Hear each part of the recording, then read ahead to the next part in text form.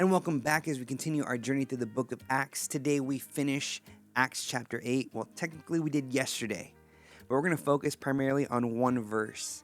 And we're going to read that verse and then pull out a timeless truth. Let's dig in verse 40. But Philip found himself at Azotus, and as he passed through, he preached the gospel to all the towns until he came to Caesarea.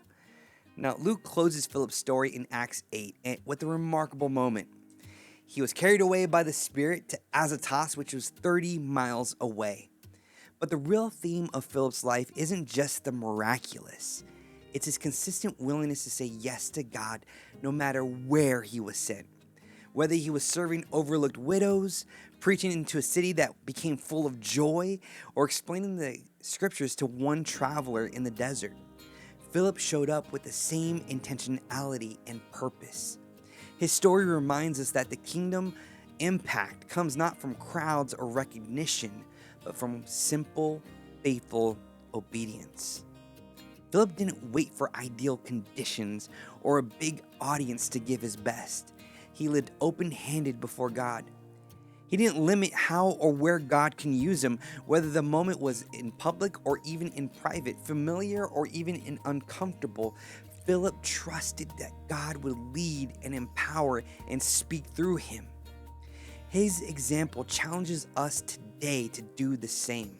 Are we willing to follow God wherever he leads, even if it feels small, if it's hard, or even if we feel so hidden?